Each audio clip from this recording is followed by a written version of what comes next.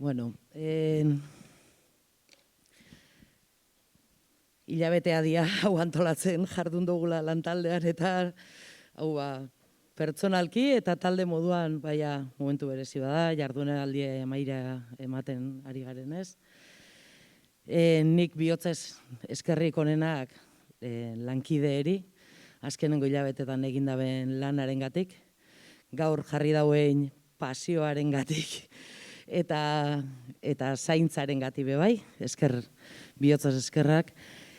Eta saioari amaiera emateko, dakitzu moduan Euskaltzalen Topaguneak topaldia bera urtero antolatzen dau eta gai konkretu baten inguruan kokatzen da. Kulturgintzarena erdigunean jartearena, bai da azken urte hauetan eta Topagunean bertan barne run bat eukidogulako bastante konstantea eta nik uste dut estik berak lehen saioan aipatu dau, ez? Dala, azken hamarkada honetan nolabait disoziatu ditugula edo, ez? Euskalgintza eta kulturgintza. Eta nik ez dakizuek, baina pertsonalkin nik adibidez, olako egoera ezeroso moduan bizi izan dut hori. Ez dotelako edo ez dogulako guk ere taldean nolabait kulturgintza bera soilik programazioarekin harremantzen. Uste dugulako kulturgintza bera ekitaldi bat baina haratago doala, antzerki saio bat baina haratago doala. Orduan ez, ibilbide horretan nolabait bakoitza berea egitean ikusten gendun, horreri hobatzeko momentua zala.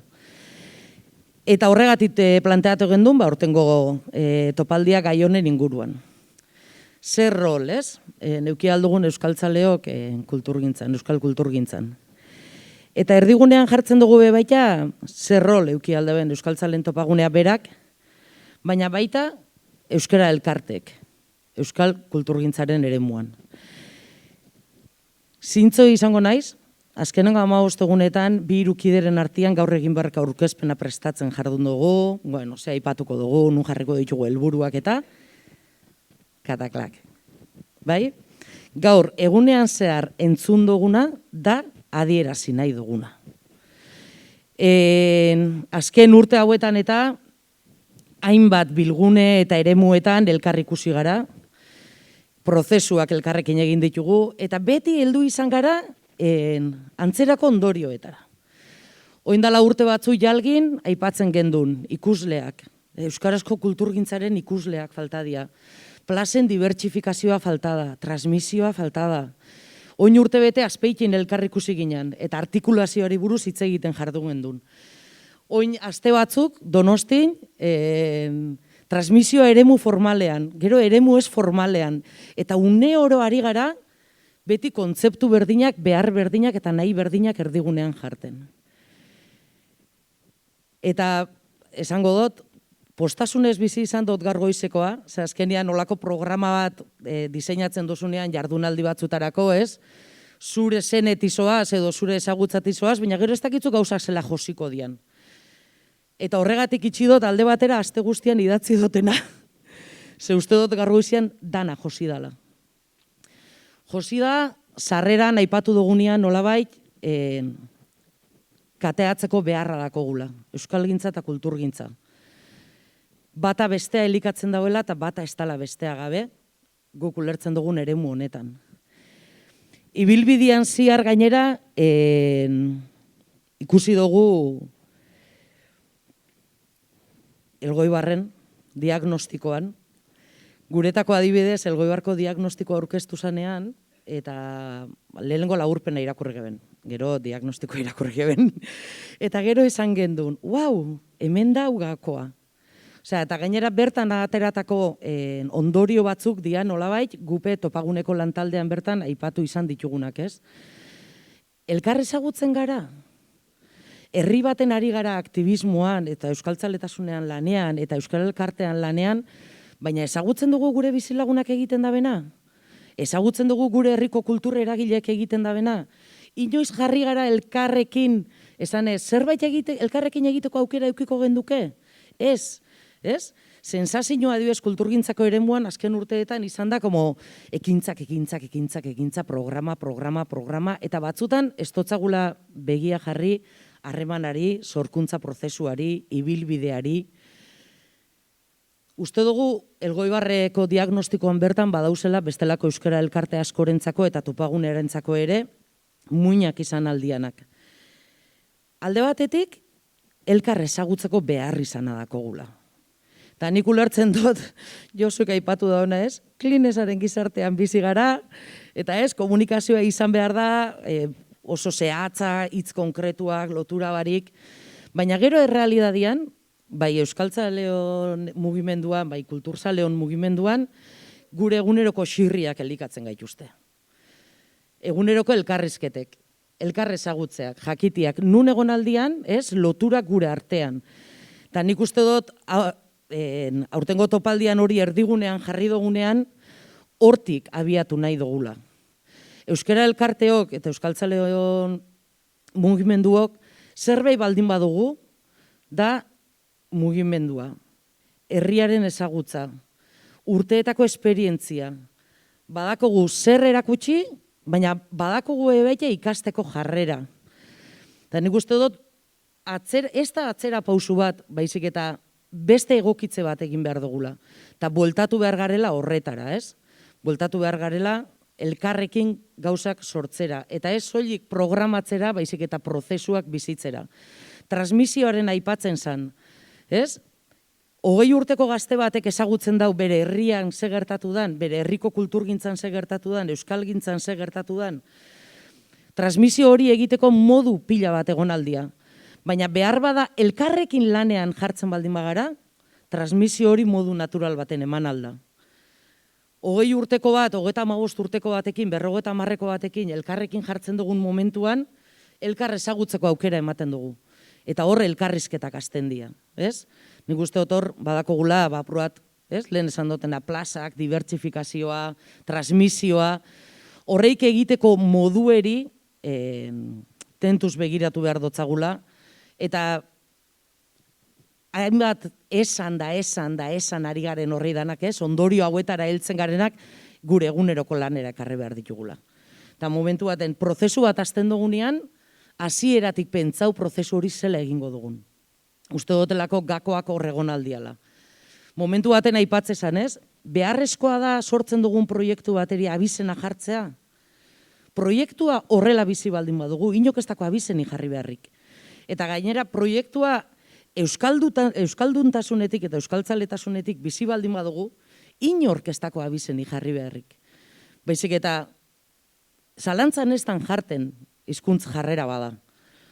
Orduan, Iruñako zeparen kasuan, apunteetan jarri duten gauza bakarra izan da, ikusi, entzun, galdetu eta ikasi. Uste dut erronka oso polita bota da bela, ez? Badiru diela askotan, eta hor lurralde antolaketa ingot, baina ez? Hegoaldean danaren pro garela, eta oingonetan beste lurralde batzutatik eskumatik adelantatzen da bitz. Eta hor asko dako gu ikasteko.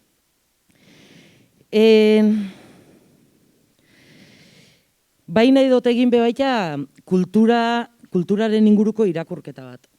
Eta da, kulturari buruz hitz egiten dugunean dakikek sarreran esan dau, ez? Badakogun aniztasun hori ere antzerkia, musika, literatura, danadalakoa, eta askotan ahazten dugun nolabait egunerokoan sortzen duguna ere kultura dala. Egunerokoan gure herrigintzan sortzen duguna ere kultura dala, herri kultura dala. Hizkuntzarekiko egiten ditugun ekitaldi guzti horiek, kanpainak, ez? Euskara elkarteetatik egiten dian omintza praktikak, lagunen kanpainak, euskaraldiaren ingurukoak, danadalakoak, ez dira soilik hizkuntza ezagutza eta erabileraren inguruko ekitaldiak. Baizik eta sakon-sakonian badau herri kultura bat. Eta hor tartean sortzen dira hartu emanak. Eta nik uste dut horreri atentzioz begiratu beharko zagula hurrengo urteeri begira. Guk zer dakogun eskaintzeko euskaltzaleen topaguneak. Bueno, nik uste dut alde batetik zer ikusi zer ikasi eta hori dala zer eskaini alduguna topagunaren aldetik. Ulertzen dugu baita askotan gure egunerokoan da gure txikitasunean aritzen garenean, ez, ingurura begiratzeko aukera askorik ez dugula izaten. Eta nik uste dut topagunea bai izan beharko litzatekela hori, ez? Ingurura begiratu eta zerbait erdigunera ekarteko gaitasuna eduki aldaben erakunde bat. Eta hori izango dela, gure erronka eskuartean eduki alditugun hainbat proiekturen bidez, kultura errota moduko proiektuak, edo ikusentzunezkoen munduan laburbira moduko proiektuekin. Azkenengo urteetan egia da gehiago zabalkundeari jarri dotzagula begia, ez? Eta horretan jardun dugula gure proiektuetan eta, baina bai dauela hausnarketa bat nolabait proiektu horreik eraman behar ditugula egunerokotasunaren dinamika txiki horietara. Txikitasunaren aldarria. Askotan proiektuak antolatzen dianean, ez? Hiriburu bat eta zenbaki handiak eta parte hartzaile asko eta danalakoa, baina gero bakoitza bere etxera heltzen da eta erdi hutsik heltzen da, ez? Igual horreri jarri behar dotzagula atentzio gehiago. Artasiakoek jarri dabe bitartekaritzaren kontzeptua mahai gainean. Horregatik, buruan eduki ditugun hainbat gai, nik uste dut gaurko ponentziak fansareia josten, ez?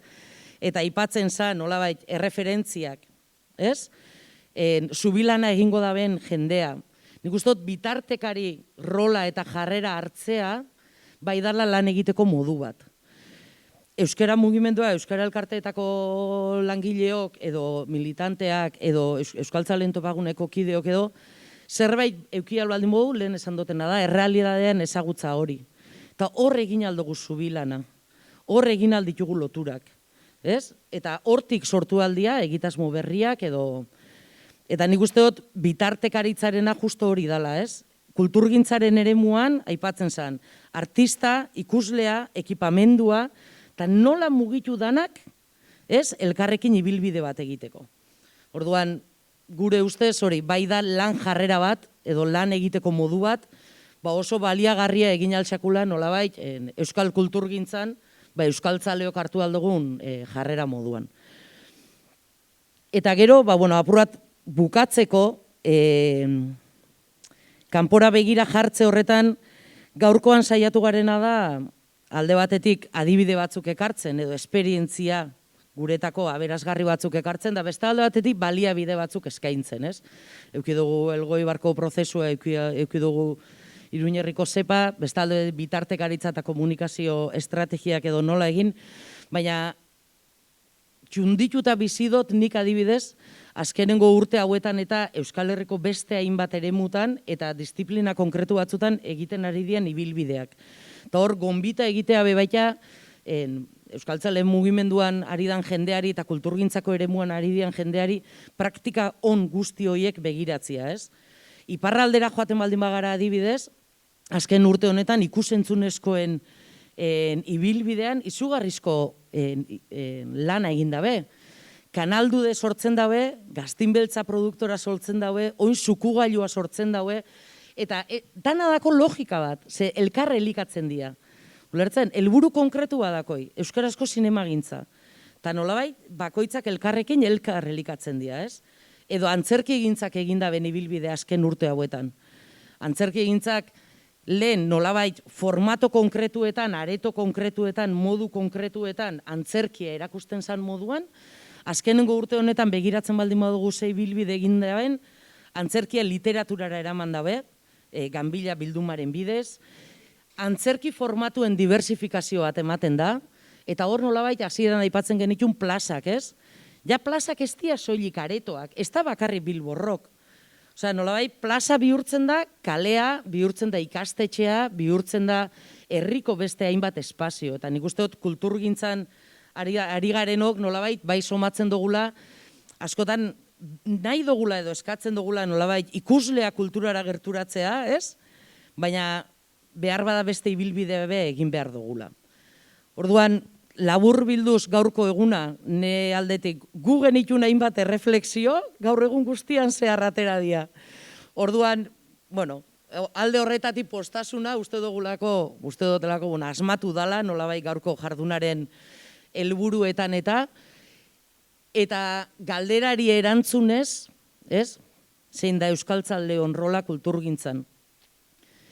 Bat, bi ibilbideak bateratzeko garaia heldu da. elkar elikatzeko garaia heldu da. Eta gauza bat ez ulertu bestea barik. Bai?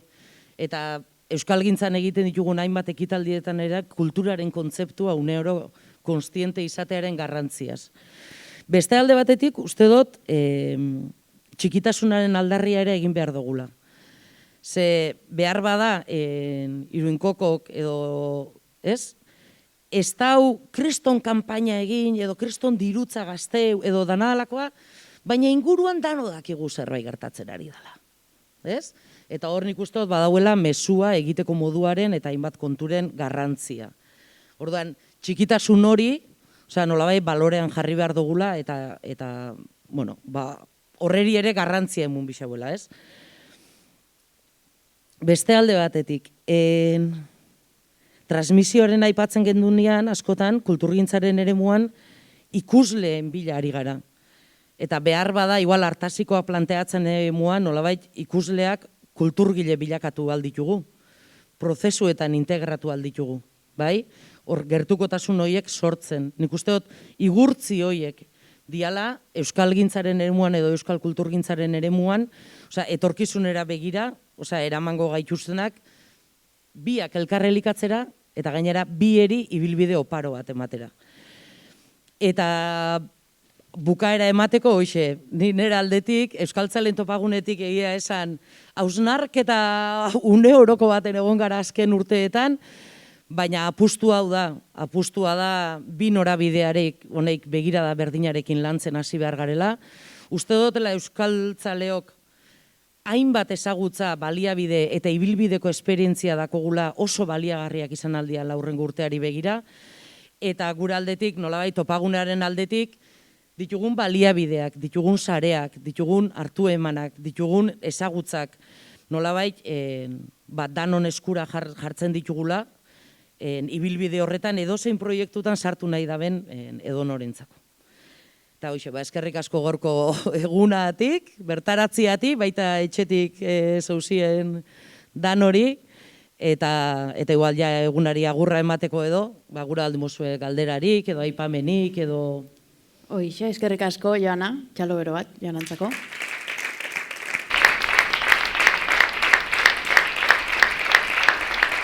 Eta ezakit galderarik baduzuen, etxekoek ere baldin baduzue, anatzean galdera bat badu.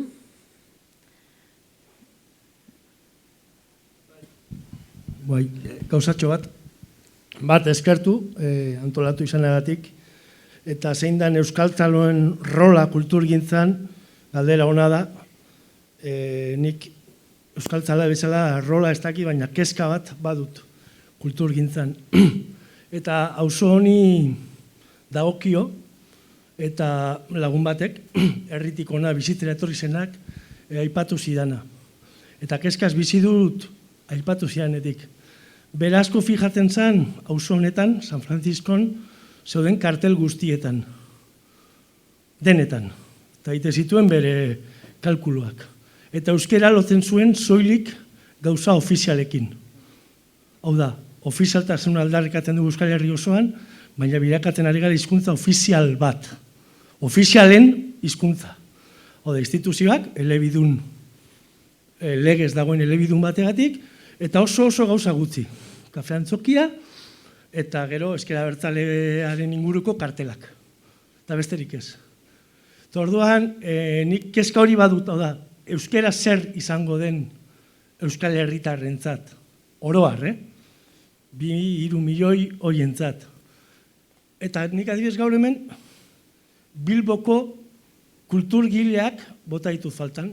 Kafe antzokia, bira, kalderapeko, euskera elkarteen inguruan egon daiteken dinamika apurrak, horiek euskerazkoak, baina ezke gero Bilbon badaude, euskerazkoak ez diren kulturgintza handiak.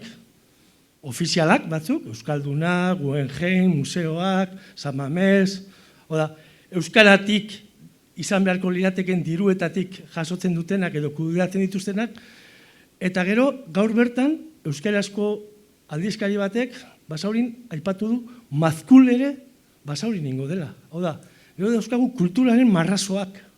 Eta kontestua ez dugu ikusi nahi, ez dugu aztertu nahi, ez dugu erradikalak izan nahi, feminismoa bai bada erradikala, baina kulturgintza behar bada ez da komeni. BDK Life batek zer suposatu duen musikagintzaren esparruan, hau da, soilik biznesa, dirua, helburu duen egitasmo erraldoi bat, 5 milioi euro jasotzen dituena laguntza publikoetatik, 5 milioi euro, laguntza publikoetatik, baina generatzen du hotelak, bestea, generatzen du la de Dios. Eta orain daukagu mazkul basaurira.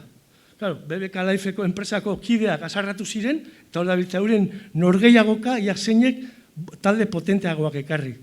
Eta hori da daukagun ingurua kulturgintzan, daukagu Guggenheim, daukagu bestea, eta gaur kezka horrekin hau da, aztertu du ze ondo ari garen gu Iruñean, bestean, baina kontestua nik uste aztertu behar dela, testu ingurua ezin da inoiz albo batera utzi.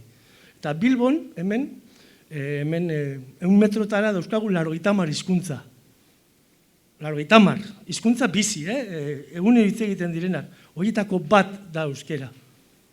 Eta igual bada hizkuntza guretzat politena eta ederrena eta munduko egiten gaituena, baina nik uste testu ingurari gehiago erreparatu beharko geniokela.